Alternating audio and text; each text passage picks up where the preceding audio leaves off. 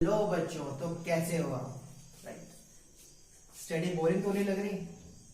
ऐसे तो नहीं लग रहा है कि हाँ भाई बस चीजें रटे जा रहे हो, कॉन्सेप्ट भूल तो नहीं रहे? आई होप नहीं भूल रहे होगे, और अगर मेरे साथ हो तो भूलोगे भी नहीं। तो आज हम बात करते हैं बच्चों स्टेट्स ऑफ मैटर की। बेसिकली बच्चों हमारे पास जो स्टेट ऑफ मैटर है वो 5 होते हैं, ठीक है। लेकिन अभी हम फिलहाल के लिए 3 स्टेट्स ऑफ मैटर पढ़ते हैं, solid, liquid and gas, right. और 2 को हम थोड़ा नेक्स्ट सेशन में पढ़ेंगे, राइट। एक अगर याद हो बच्चों तो लास्ट क्लास में अट्रैक्शन हमने पढ़ा था, राइट। और ये जो अट्रैक्शन है, राइट, ये जो अट्रैक्शन है ये एक मेजर रोल प्ले करता है इन तीनों मैटर को डिफाइन करने में, राइट। अब कैसे करते हैं वो हम देखते हैं। तो फर्स्ट आप प्लीज बच्चों स्टेट्स ऑफ मैटर लिखिए, which is solid, liquid and gas. और प्लीज ये जो हमने लास्ट क्लास में प्रॉपर्टी पढ़ी थी, केमिकल प्रॉपर्टी ऑफ मैटर की, right, sorry chemical property of particles की, ये चीज आप जरूर याद रखें कि intermolecular force of attraction is equals to 1 upon intermolecular space. इसका मतलब फिर से वही रिवाइज कर लेते हैं बच्चों, वैसे मुझे पता है कि आपको याद होगा, राइट। इसका ये चीज थी कि अगर स्पेस अगर कम है तो अट्रैक्शन ज्यादा होगा, और अट्रैक्शन अगर कम है तो स्पेस ज्यादा होगा। ये दोनों एक दूसरे को इनवर्सली प्रोपोर्शनल कर रहे हैं। क्लियर है बच्चों? ये बात यहां तक क्लियर है? तो प्लीज स्टेट्स ऑफ मैटर आप यहाँ पे याद रखेंगे, और प्लीज एक साइड में आप इस चीज को लिखेंगे अभी, ताकि जब हम इसकी प्रॉपर्टीज करें सॉलिड, लिक्विड एंड गैस की, तो आपको समझने में कोई दिक्कत ना हो। ठीक है बच्चों? तो प्लीज आप इसे नोट करिए। देखो सो बच्चों अब बात हम करते हैं सॉलिड की, राइट। बेटा यहाँ पे IMF means intermolecular force of attraction, और IMS means intermolecular space, right. आपको पता है कि दोनों इनवर्सली प्रोपोर्शनल है। क्लियर है बच्चों या नहीं है? अब बात हम यहाँ पे करते हैं कि ये जो इतनी सारी चीजें लिखी है ये है क्या? सर आपने तो पहले ही करा दिया था सब कुछ लिख के, समझाया तो है नहीं। तो चलो समझते हैं, देखते हैं क्या है क्या नहीं है। बच्चों एक बात आप ध्यान रखिए कि सॉलिड है, राइट, तो सॉलिड में स्पेस होता है कम। स्पेस क्या होता है बच्चों? स्पेस लेस होता है, बहुत कम स्पेस होता है सॉलिड के बीच। क्लियर है या नहीं? ये बात समझ में आ रही है या नहीं? राइट। अब अगर स्पेस कम है तो बच्चे इंटरमॉलिक्यूलर फोर्स ऑफ अट्रैक्शन क्या होगा? ज्यादा होगा, राइट। और अगर इंटरमॉलिक्यूलर फोर्स ऑफ अट्रैक्शन ज्यादा है तो इंटरमॉलिक्यूलर स्पेस क्या होगा बिटवीन पार्टिकल्स? लो होगा। क्लियर है या नहीं? समझ में आ रहा है या नहीं आ रहा? राइट, ये चीज क्लियर है या नहीं? अब बच्चों एक चीज ध्यान में रखो, ठीक है। एक बात आपको समझाई गई थी जब आपको अट्रैक्शन समझाया गया था कि अगर 2 पार्टिकल पास में है तो फोर्स ऑफ अट्रैक्शन ज्यादा है। अच्छा एक चीज कॉमन सेंस की बात है बच्चों, साइंस बिल्कुल भी वहां पे यूज नहीं हो रही, और वो ये है कि अगर इन दोनों ये 2 पार्टिकल अगर साथ में है, क्लोज है, बॉन्डिंग अच्छी है इनकी, राइट, तो इनकी बॉन्डिंग को ब्रेक करना क्या आसान होगा? क्या? हाँ सही बोल रहे हो बिल्कुल आप, कि इनकी बॉन्डिंग को तोड़ना बहुत मुश्किल होगा। क्यों? क्योंकि इनके बीच का जो फोर्स ऑफ अट्रैक्शन है वो बहुत ही ज्यादा है। एंड जस्ट बिकॉज कि इनकी बॉन्डिंग बहुत स्ट्रांग है, राइट, तो पार्टिकल अगर हम मूव भी करेंगे तो ज्यादा मूव नहीं कर सकते, या तो टू एंड फ्रो आगे पीछे मूव करेंगे और उसके अलावा ये मूव नहीं कर सकते। या फिर हम ये नहीं कह सकते कि ये बॉन्डिंग तोड़ के कहीं जा रहे हैं, राइट। ऐसी चीज सॉलिड में नहीं होगी, क्योंकि ये चीज सॉलिड्स में नहीं है, इसलिए हम क्या कह सकते हैं ये कि इनकी फिक्स क्या होती है? शेप फिक्स होती है। इसके अलावा हम क्या कह सकते हैं कि इनकी जो वॉल्यूम है वो भी फिक्स है, क्लियर है या नहीं है बच्चों? समझ में आ रहा है या नहीं? अब बात हम करते हैं कि सर इसका एक हमने जो लास्ट पॉइंट लिखे हैं कि अब बात आती है कि high melting point because of EMF। ये क्या है? एक्चुअल में आप क्या करते हो, किसी भी चीज के अगर आप बॉन्डिंग को ब्रेक कर रहे हो तो क्या करोगे? या तो उसे हीट दोगे या उसे हीट लोगे, राइट? अब आप उसे अगर मेल्ट कर रहे हो बच्चों तो क्या कर रहे हो आप उसे? एक्चुअल में क्या कर रहे हो? हीट दे रहे हो, राइट? क्यों दे रहे हो? इसलिए दे रहे हो क्योंकि उसकी बॉन्डिंग क्या हो जाए? खत्म हो जाए, पार्टिकल क्या हो जाए? फ्री हो जाए। लेकिन जस्ट बिकॉज EMF यहाँ पे ज्यादा है तो इनकी बॉन्डिंग को तोड़ने के लिए जो मेल्टिंग पॉइंट यूज होगा वो क्या होगा? हाई होगा। क्लियर है बच्चों? ठीक है। इसी तरीके से आप अगर उसे बॉईल कर रहे हो किसी भी पर्टिकुलर सॉलिड को तो उसका बॉइलिंग पॉइंट भी हाई होगा। किसकी वजह से? इंटरमॉलिक्यूलर फोर्स ऑफ अट्रैक्शन की वजह से। तो बच्चों अभी आपने ये देखा कि अगर आपने सिर्फ अट्रैक्शन की प्रॉपर्टी को ध्यान में दिया है, सिर्फ आपने केमिकल प्रॉपर्टी ऑफ जो पार्टिकल है हमारे उसमें सिर्फ आपने अट्रैक्शन की प्रॉपर्टी को ध्यान दिया है बच्चों, तो आपको पूरा का पूरा ये रटने की जरूरत नहीं है। यहाँ पे हर एक चीज जो है वो अट्रैक्शन की प्रॉपर्टी से इंटरमॉलिक्यूलर फोर्स ऑफ अट्रैक्शन जो है वो रिलेट कर रहा है और पूरी की पूरी आपकी सॉलिड की जो प्रॉपर्टी है वो आपको क्लियर हो जाती है। तो प्लीज बच्चों इसे आप लिखिए, फिर हम आगे बढ़ते हैं। गो। तो अब बच्चों बात आती है लिक्विड की, राइट? अभी भी हमें अट्रैक्शन की प्रॉपर्टी पे फोकस करना है बच्चों कि IMF is inversely proportional to IMS। अब बात ये करते हैं कि बच्चों सॉलिड से जब हम लिक्विड में आ रहे हैं तो क्या डिफरेंस है? डिफरेंस बच्चों काफी छोटा सा डिफरेंस है, राइट? और वो डिफरेंस ये है कि पहले पार्टिकल के बीच में स्पेस कम था, राइट? कि पहले पार्टिकल के बीच में स्पेस जो है वो कम था, लेकिन अब पार्टिकल्स के बीच में स्पेस ज्यादा है, राइट? कि पार्टिकल के बीच में अब जो स्पेस है वो क्या है बच्चों? ज्यादा है। ठीक है, किससे ज्यादा है? सॉलिड से ज्यादा है, राइट? किससे ज्यादा है? सॉलिड से ज्यादा है। समझ में आ रही है बात बच्चों? तो उसके लिए हमारे पास क्या होगा? अब सॉलिड से ज्यादा है तो intermolecular force of attraction is low, लेकिन किससे? सॉलिड से, राइट? तो यहाँ पे हम लिखेंगे लिक्विड में बच्चों कि इंटरमॉलिक्यूलर फोर्स ऑफ अट्रैक्शन क्या होगा? लो, ठीक है, when compare to solid, right? Intermolecular force of attraction क्या होगा? कम होगा, ठीक है? किसके कंपैरिजन में? सॉलिड के कंपैरिजन में। इसी तरीके से अगर हम बात करते हैं बच्चे इनके स्पेस की बात करते हैं तो ध्यान रखिए अगर फोर्स अगर कम हो रहा है तो स्पेस क्या होगा बच्चों? ज्यादा होगा। तो इंटरमॉलिक्यूलर स्पेस क्या होगा? पार्टिकल के बीच में हाई होगा। क्लियर है बच्चों या नहीं है? राइट? अब बच्चे एक हमारे पास ये आती है कि जो पार्टिकल्स हैं इनके बीच में काफी ज्यादा स्पेस होता है एज कंपेयर टू सॉलिड। किसमें? याद रखो बच्चों, लिक्विड में। याद रखो बच्चों, किसमें? लिक्विड में, राइट? तो इसकी वजह से क्या होता है हमारे पास कि हम किसी भी कंटेनर में इसे रखते हैं, राइट? तो ये उसी की शेप ले लेता है। कौन? लिक्विड। ऐसा क्यों होता है? रीजन उसका ये होता है कि पार्टिकल्स के बीच में स्पेस होता है तो पार्टिकल अपनी मेन पोजीशन से क्या है वो थोड़ा बहुत मूवमेंट करने लगते हैं, राइट? और just because of bonding force of attraction कि अगर एक हमारे पास पार्टिकल है और दूसरा पार्टिकल है तो इनके बीच में चेन लाइक स्ट्रक्चर बन जाता है कि अगर एक पार्टिकल कहीं मूव कर रहा है तो दूसरा पार्टिकल भी उसी डायरेक्शन में मूव करेगा। और यही एक रीजन है बच्चों कि ये किसी भी यानी कि स्टेबल पोजीशन में नहीं रह सकता। कौन? लिक्विड। ये स्टेबल पोजीशन में जब रहेगा जब इसको हम किसी कंटेनर में रखेंगे। और इसीलिए हमने इसको बोला है कि इसकी जो शेप है वो फिक्स नहीं होती, लेकिन हाँ इसकी वॉल्यूम जो है बच्चों वो क्या होती है? फिक्स होती है। इसकी वॉल्यूम जो होती है वो बच्चों क्या होती है? फिक्स होती है।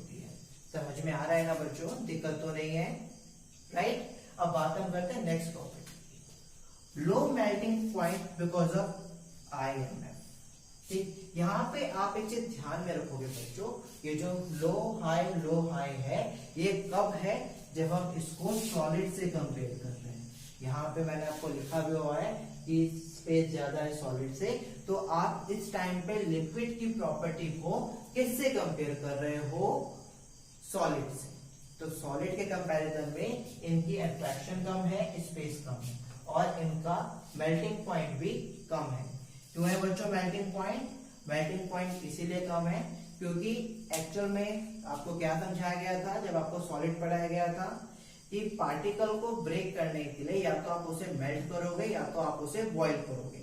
सेम फिनोमिना, सेम प्रोसेस बच्चे वो सॉलिड के साथ, लिक्विड के साथ भी है, राइट? कि आपको अगर इनके बीच के बॉन्डिंग को तोड़ना है या तो आप उन्हें मेल्ट करोगे या तो आप उन्हें बॉईल करोगे, राइट? और क्योंकि इनके बीच के जो पार्टिकल हैं उनके बीच में अट्रैक्शन कम है, इसलिए उनका मेल्टिंग पॉइंट भी पार्टिकल्स का कम होगा, वो इजीली ब्रेक हो जाएंगे, राइट? और उनका बॉइलिंग पॉइंट भी कम होगा, वो इजीली ब्रेक हो जाएंगे। और रीजन क्या है बच्चों? सिंपली क्या है रीजन? राइट, IMF, मतलब कि intermolecular force of attraction, right है बच्चों? तो मेल्टिंग पॉइंट और बॉइलिंग पॉइंट भी समझ में आया। चलिए ठीक है, अब हम बात करते हैं किसकी? गैस की। ओके 3 तो बच्चों अब बात हम करते हैं गैस की, राइट?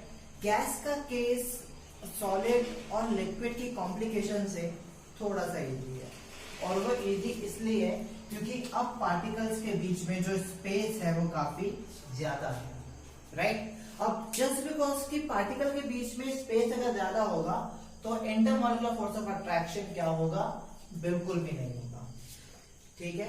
क्यों नहीं होगा? अब याद करो, जैसे कि मैंने आपको मैग्नेट का एग्जांपल दिया था कि अगर दो मैग्नेट के बीच में अगर आप डिस्टेंस ज्यादा रख देते थे या स्पेस ज्यादा रखते थे तो उनसे उनके बीच में कोई भी फोर्स ऑफ अट्रैक्शन डिवेलप नहीं होता था। यही केस कुछ यहां पर भी है, जस्ट बिकॉज कि स्पेस थोड़ा ज्यादा है तो intermolecular force of attraction between the particle of gases बिल्कुल नहीं होगा। तो no intermolecular force of attraction, space क्या होगा? लार्ज होगा, राइट? सेकेंड चीज अब यहाँ पे हमारे पास ये आ रही है क्योंकि इनके बीच का जो पार्टिकल्स है उनके बीच में स्पेस जब वो काफी ज्यादा है, राइट? तो उस वजह से कोई भी फिक्स शेप नहीं बन पाएगी, राइट? क्यों नहीं बन पाएगी?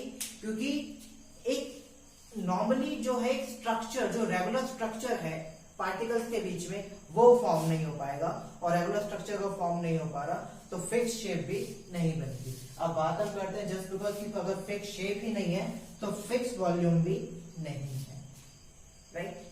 अच्छा, जाते जाते आपसे क्वेश्चन पूछना चाहते हैं, आप मुझे बात बताएं कि जब मम्मी आपकी जो है वो किचन में कोई सी भी डिश बना रही है, राइट? और आप अपने घर के ड्राइंग रूम में बैठे हैं, तो आपको कैसे पता चल जाता है कि आज मम्मी ने क्या बनाया है? राइट? सोचो थोड़ा तो सोचिए, कैसी कौन सी प्रॉपर्टी है, ऐसा क्या चीज है, ऐसा क्या जादू होता है, राइट? कि जिससे मम्मी अगर किचन में खाना बना रही है तो आपको ड्राइंग रूम में बैठे बैठे ये पता चल जाता है कि आज क्या बना है। वो गैस की प्रॉपर्टी की वजह से होता है बच्चों। उसका रीजन ये है क्योंकि गैस के जो पार्टिकल होते हैं वो काफी दूर दूर तक फैले हुए होते हैं और इनके बीच में बहुत सारा स्पेस होता है, ठीक है? और उस स्पेस में क्या होता है कि कोई भी अरोमा, जैसे आपकी मम्मी अगर खाना बना रही है, ठीक है, तो उस खाने की जो अरोमा है, राइट, वो उस वेकेट प्लेस में, जैसे अब इन दो पार्टिकल के बीच में ये वेकेट स्पेस है, खाली जगह है, राइट? तो वो जो खाने की खुशबू है वो इस वेकेट प्लेस में आ जाती है, और जस्ट बिकॉज कि इनके बीच में स्पेस लार्ज है, और हमने क्या पढ़ा था प्रॉपर्टीज में कि जो पार्टिकल है वो हमेशा मूव करते रहते हैं, राइट? तो क्या होगा कि जब एयर के पार्टिकल या जब एयर हवा में मूव कर रही है तो वो किचन से हवा चलते चलते चलते आपके ड्राइंग रूम तक आती है और आपको खाने की जो अरोमा है वो मिलती है। और जिससे आपको ये चीज पता चलता है कि आज मम्मी ने क्या बनाया है, राइट। तो ये थी बच्चे property solid liquid and gas की, राइट। आई होप आपको समझ में आया हो। सो बच्चों, कैन मैटर चेंज स्टेट? क्या कोई मैटर अपनी स्टेट चेंज कर सकता है? क्या ये पॉसिबल है? और अगर पॉसिबल है तो कैसे, राइट। जब हम सॉलिड लिक्विड एंड गैस के बारे में पढ़ रहे थे जस्ट अभी, राइट, तो हमने ये चीज देखी थी यहाँ पे कि हाँ भाई, अगर उनकी बॉन्डिंग को या फोर्स ऑफ अट्रैक्शन को अगर कमजोर करना है तो वो दो तरीके से होता था, या तो मेल्टिंग पॉइंट से या फिर बॉइलिंग पॉइंट से, राइट। तो आइए देखते क्या है एक्चुअल में क्या होता है कि अगर आप किसी भी मैटर पे अगर हीट सप्लाई करते हो, राइट, तो हीट सप्लाई करने से क्या होता है, उस मैटर का जो टेम्परेचर है वो इंक्रीज होता है। अगर टेम्परेचर इंक्रीज हो रहा है तो उन पार्टिकल्स की काइनेटिक एनर्जी क्या हो रही है, इंक्रीज हो रही है, राइट। और अगर काइनेटिक एनर्जी इंक्रीज हो रही है मतलब क्या हो रहा है, एक तरीके से वो मूवमेंट कर रहे हैं, अपनी वीक पोजीशन से हिल रहे हैं, राइट। एक पॉइंट ऐसा आता है बच्चों कि एनर्जी इतनी ज्यादा हो जाती है हीट की वजह से कि इंटरमॉलिक्यूलर फोर्स ऑफ अट्रैक्शन, बोले तो नहीं हो ना, आईएमएफ का मतलब क्या होता है, इंटरमॉलिक्यूलर फोर्स ऑफ अट्रैक्शन, याद है या नहीं, राइट। तो इस हीट एनर्जी की वजह से, right, intermolecular force of attraction क्या होता है, वो वीक होता जाता है, क्योंकि पार्टिकल्स को ज्यादा एनर्जी मिल रही है तो वो ज्यादा अच्छे से मूव कर रहे हैं, और उसकी वजह से क्या हो रहा है, intermolecular force of attraction weak हो रहा है, राइट। उसकी वजह से क्या होता है, पार्टिकल अपनी पोजीशन को छोड़ रहे हैं, राइट। और एक पॉइंट ऐसा आता है कि वो उनके अंदर कोई भी इंटरमॉलिक्यूलर फोर्स ऑफ अट्रैक्शन नहीं होता, राइट, और वो इजीली मूव कर रहे हैं, फ्रीली मूव कर रहे हैं। सर इतनी सारी बातें बताई, इसका मतलब क्या है बच्चों? इसका मतलब सिंपल सा है, राइट, कि पहले जो थे मैटर के पार्टिकल्स का, राइट, आईएमएफ स्ट्रांग था, और जस्ट बिकॉज के इंटरमॉलिक्यूलर फोर्स ऑफ अट्रैक्शन ज्यादा था, राइट, तो उनकी पोजीशन फिक्स थी, राइट। वो अगर मूव भी कर रहे थे तो टू एंड फ्रो मूव कर रहे थे, या फिर अगर वो लिक्विड के केस में मूव कर रहे थे तो वो चेन लाइक स्ट्रक्चर में मूव कर रहे थे। लेकिन जब से हमने उसको हीट एनर्जी दी है, काइनेटिक एनर्जी उससे बढ़ी है, काइनेटिक एनर्जी से हीट एनर्जी ने आईएमएफ को ओवरकम किया है, तो अब वो फ्रीली घूम रहे हैं, अब उनके ऊपर कोई भी बाउंडेशन नहीं है, यानी कि वो इंडिपेंडेंटली पार्टिकल्स कहीं भी मूव कर सकते हैं। और वो पार्टिकल अगर इंडिपेंडेंटली कहीं भी मूव कर रहे हैं तो